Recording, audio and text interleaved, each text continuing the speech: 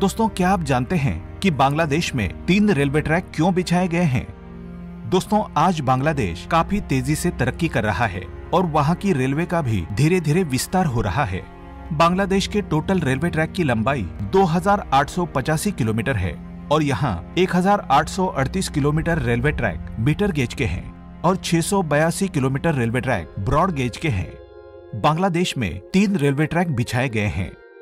दोस्तों, किसी देश के लिए रेलवे की क्या अहमियत है, ये शायद हम भारतीयों से बेहतर कौन समझ सकता है, क्योंकि अगर रेल ना हो तो देश की बड़ी आबादी कैसे सफर कर पाएगी, ये समझना मुश्किल नहीं है। वो रेल ही तो है जहां कम कीमत में हम लंबी दूरी का सफर तय कर पाते हैं, वो भी बड़े आराम से।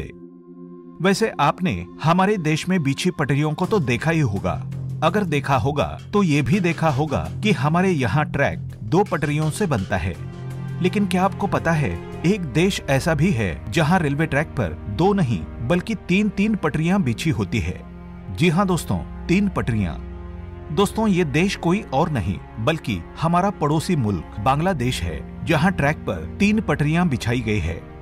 अब आप सोच रहे होंगे कि जब रेल को 2 सेट ऑफ व्हील्स पर ही दौड़ाना है तो भला 3 पटरियां बिछाने का क्या मतलब है? पटरियों का ऐसा होने में क्या फायदा है? इसे किस नाम से बुलाया जाता होगा?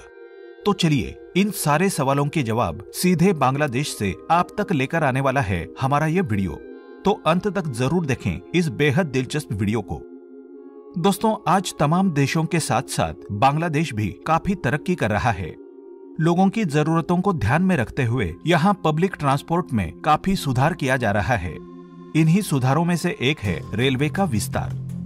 बांग्लादेश में रेलवे को मिनिस्ट्री ऑफ रेलवे बांग्लादेश के द्वारा ही गवर्न किया जाता है।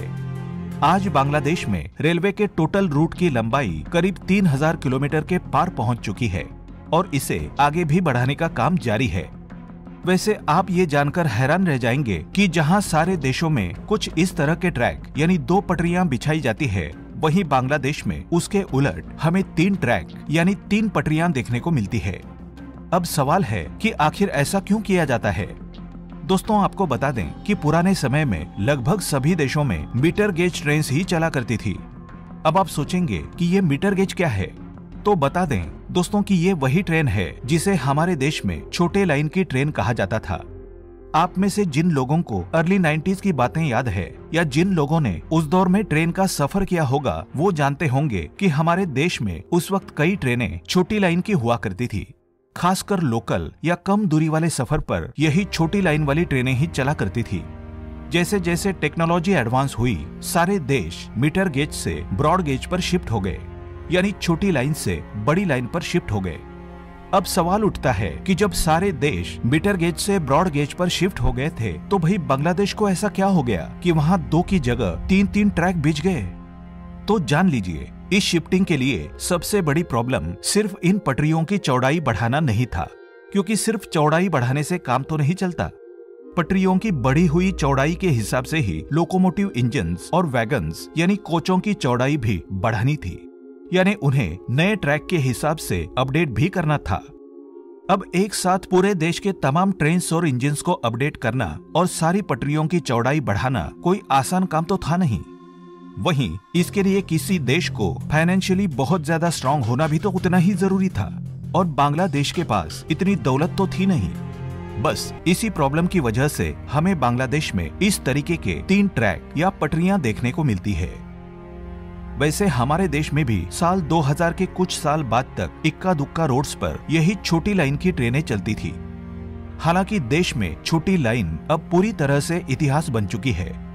वैसे बात बांग्लादेश की हो रही है तो यहाँ ये जानना जरूरी है कि जब दुनिया मीटर गेज से ब्रॉड गेज पर शिफ्ट हो रही थी, तब बांग्लादेश ने मीटर गेज को हटाने और पुरानी ट्रेन्स को रिप्लेस करने के बजाय अपनी नई ट्रेन्स और इंजन्स को ब्रॉड गेज का बनाना शुरू कर दिया।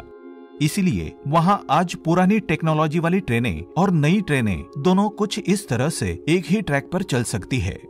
इस लिहाज से देखें तो बांग्लादेश का ये आइडिया सही मायने में क्रिएटिव है, क्योंकि अल्टीमेटली इससे आम पब्लिक का और सरकार का भी फायदा ही हो रहा है।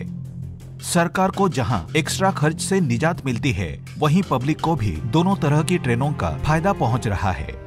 भाई, इससे ज्यादा और क्या चाहिए? दोस्तों आपको बता दें कि बांग्लादेश के करीब 3000 किलोमीटर के रेलवे रूट पे 1838 किलोमीटर लंबाई के ट्रैक मीटर गेज के हैं, यानी कि पुरानी छोटी लाइन के ट्रैक हैं। इसके अलावा करीब 700 किलोमीटर के रेलवे ट्रैक ब्रॉड गेज के हैं, यानी कि बड़ी लाइन के ट्रैक हैं, जबकि 364 किलोमीटर की रेलवे लाइन ब्रॉड गेज के डबल रूट की है।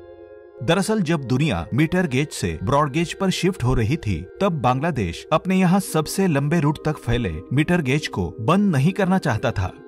इसके लिए उन्होंने अपने देश में ड्यूअल ट्रैक वाले रेलवे ट्रैक का विस्तार शुरू कर दिया।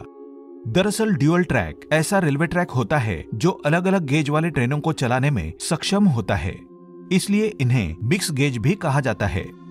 एक ड्यूअल गेज रेलवे ट्रैक में 3 पटरियां बिछी होती है, जिसमें 2 ट्रैक निम्न गेज वाले ट्रेनों के होते हैं, जबकि तीसरा ट्रैक कॉमन होता है, जो दोनों गेज यानी कि मीटर गेज और ब्रॉड गेज वाले ट्रेनों के काम में आता है। बांग्लादेश के मामले में 3 पटरियों को देखकर कुछ लोगों को ये कंफ्यूजन भी हो सकता है कि तीसरी पटरी को इंजन तक इलेक्ट्रिसिटी सप्लाई के लिए बिछाया गया हो। बांग्लादेश के मामले में ऐसा नहीं है, क्योंकि ये तीसरा ट्रैक एक अलग गेज पर ट्रेनों के ऑपरेशन को सुनिश्चित करता है। एक और इम्पोर्टेंट बात यह है कि ड्यूअल गेज ट्रैक्स पर प्लेटफॉर्म की हाइट को कम ही रखा जाता है। ऐसा इसलिए किया जाता है क्योंकि यहाँ दोनों तरह की ट्रेनें रुकती हैं, इसलिए यात्रियों को किसी तरह की परेशानी ना हो, इसलिए प्लेटफॉर्म की हाइट को कम ही रखा जाता है। दोस्तों अब एक और नई बात जान लीजिए। दरअसल बांग्लादेश के अलावा कुछ और देश भी हैं जहां ड्यूअल गेज का इस्तेमाल किया जाता है। कुछ वक्त पहले ही dual gauge railway track Hungary Ukraine border पर भी बिछाया गया। इसके अलावा Brazil, Slovenia, Australia, Finland, France, Germany और रूस में भी ड्यूअल गेज रेलवे ट्रैक का इस्तेमाल किया जाता है। इनमें से कुछ देश ऐसे हैं जहां तीसरे ट्रैक का इस्तेमाल ट्रेन के इंजन यानी कि लोकोमोटिव को इलेक्ट्रिक सप्लाई देने के लिए किया जाता है। तो दोस्तों अब आप समझ गए होंगे कि बांग्लादेश में हमें रेलवे ट्रैक पर 3 पटरियां बिछी हुई क्यों नजर आती है। उम्मीद करते हैं कि इस वीडियो से आपको कुछ न कुछ नया जानने को जरूर मिला होगा। आपको ये जानकारी कैसे लगी हमें कमेंट करके जरूर बताइएगा। आज के लिए बस इतना ही। दोस्तों अगर आपको ये वीडियो पसंद आया है तो वीडियो को लाइक करिएगा, दोस्तों को शेयर जरूर करिएगा और चैनल को सब्सक्राइब करके बेल आइकन जरूर दबाइएगा, ताकि आने वाला नॉलेजेबल वीडियो आपको सबसे पहले मिले। दोस्तों मिलते हैं अगले वीडियो में, तब तक के लिए goodbye and thanks for watching my video.